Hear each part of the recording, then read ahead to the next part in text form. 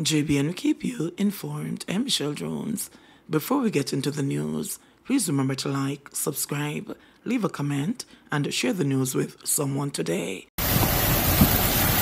No, guys, look at this. We're in Spanish Town, really, but look at the car submerged in the water. The driver pull the door and gone, but in business door, him run left that. Him better is him or the car.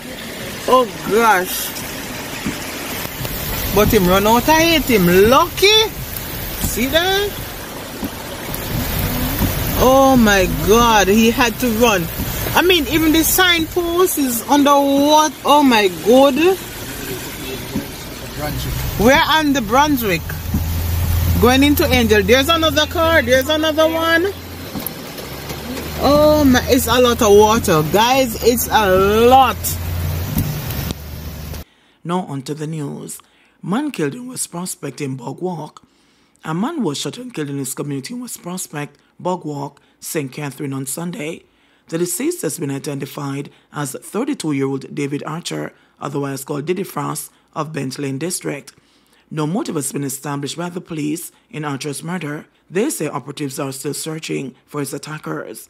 It is reported that at about 1 p.m., explosions were heard in the community and the Bog Walk police were called. On arrival, Archer was found at the side of a road in the community in blood and is suffering from gunshot wounds to his upper body. He was taken to the Linstead Hospital, where he was pronounced dead. The matter has been investigated by the Bog Walk Criminal Investigation Branch. Gun seized in Mandeville Taxi Park.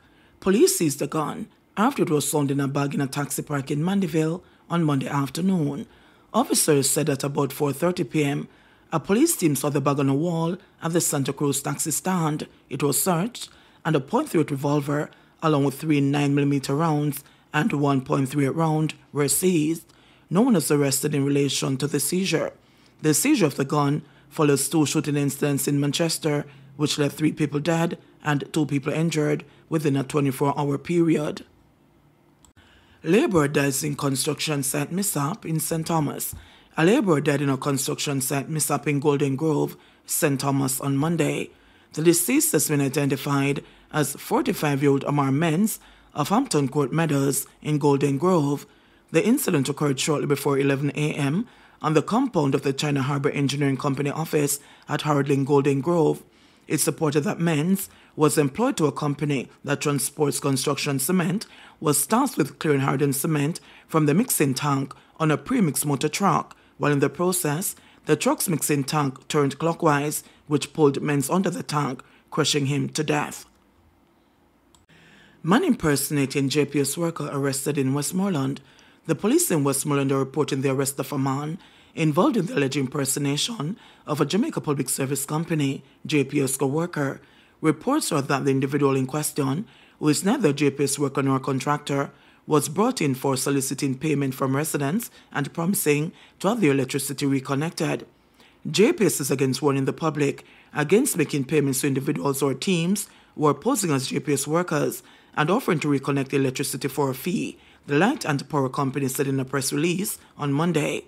The company first issued this warning 2 days after the passage of Hurricane Beryl, when reports of unscrupulous activities emerged following the damage to the electrical infrastructure. The public has been reminded that every legitimate JPS worker will have their photo IDs on their person and that no JPS worker will be soliciting payment to have lines reconnected. JPS is reminding the public that the practice is unethical and illegal. The company reiterated that the act does not only put the lives of the culprits and the customers who are paying them in danger, but also JPS workers who are currently on the ground interfacing with the lines and electrical infrastructure. JPS is also warning that engaging in the practice could significantly set back its restoration efforts. Customers may make reports about impersonators by calling the customer care center at 888-CALL-JPS or 888-225-5577 Flow or 888-935-5577 digital customers. Customers can also get updated information on JPS's social media pages at MyJPS Online, JPS WhatsApp channel, and the media. 100 smart buses added to JUCC fleet. Transport Minister Darrell Vaz says commuters in the Kingston Metropolitan Transport Region should see a drop in wait times for Jamaica Urban Transit Company buses. This comes after Monday's arrival of 100 compressed natural gas (CNG) buses to be added to the fleet of the state-owned bus company. Vaz said the addition of the buses would further improve the JUCC's management of the fleet. With these 100 buses, we are going to get the waiting time down in the corporate area, the Kingston Metropolitan Transport Region area, to 45 minutes. With a view, Minister Clark, that when we get the next set of buses, we want to go down to 20 minutes. The good thing is that these are just not 100 buses. These are 100 smart buses. And we are going to use every inch of technology that it gives to assist the commuters and assist JUCC in the management and the tracking of these buses. But these 100 buses will ease the pressure, and as I like to call it, the misery index significantly. I'm expecting, with Minister Clark's approval, that we can finish the process and possibly pay a deposit to the winning vendor for another 100 buses before the end of this calendar year, which means that we would get the next 100 buses on the start of the next financial year, meaning deposit paid on this side of the year, but the balance of payment wouldn't be paid, obviously, unless space available until the next financial year. But in managing the time, we can do similar to what we did and get the next 100 buses here within the same timeline, which means by next year, June, July, if all goes according to plan, we will be here, right here, welcoming another 100 buses. Finance Minister Dr. Nigel Clark said the acquisition of the buses, without the need for outside financing, is a product of the government's handling of the economy. Dr. Clark said the macroeconomic environment is the best it has been in nearly 50 years. According to the Finance Minister, the advancement in the economy will result in improvements in the delivery of service to the general public.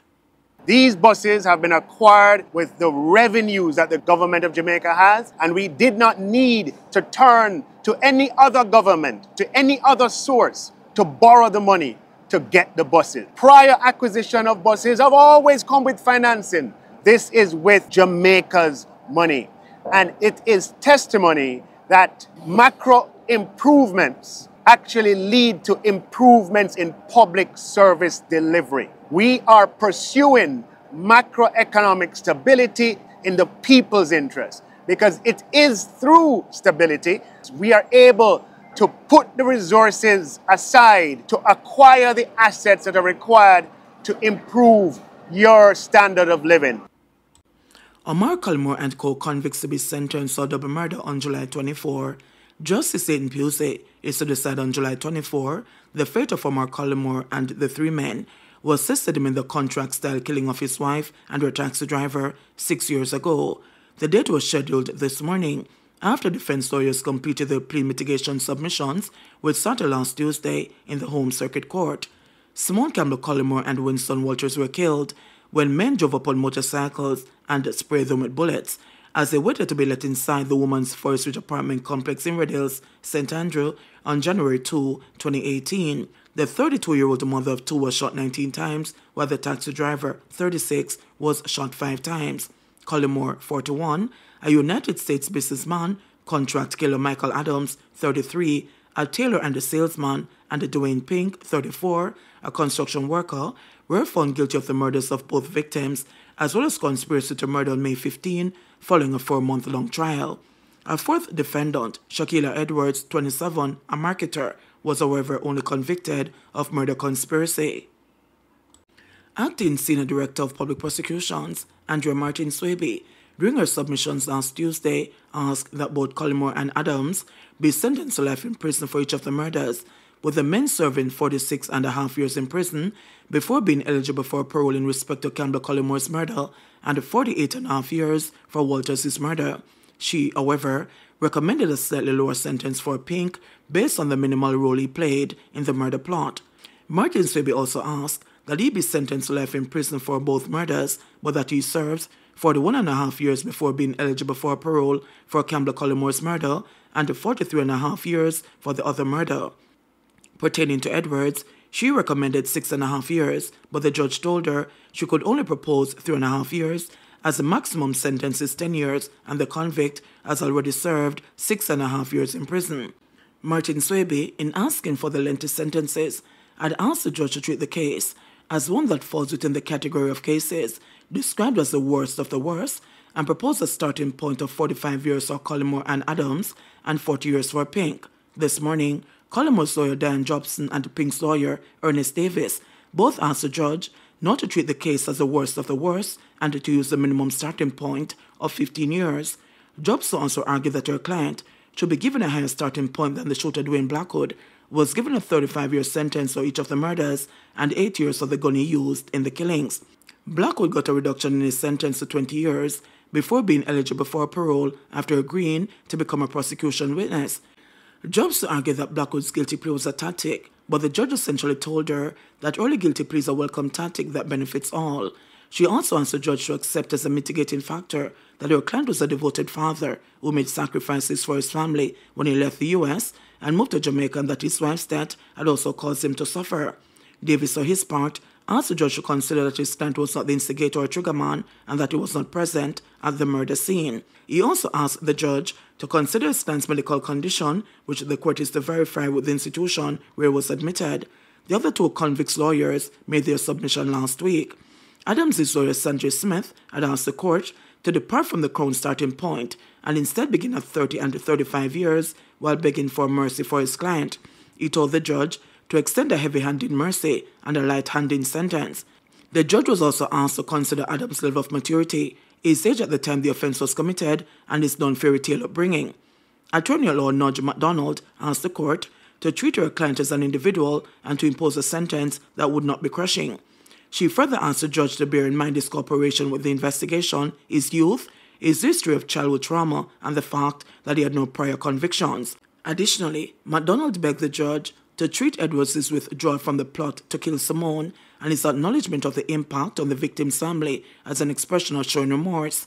She suggested a starting point from 5 to 6 years before being eligible for parole. The trial of the four men heard that Cmore hired Adams to facilitate the murder of his wife and that Edwards and Pink allegedly played a role in surveilling the businesswoman's movements before her death. JBN, we keep you informed. Please remember to subscribe, like, share, leave us a comment, and click the notification bell to receive our daily news items.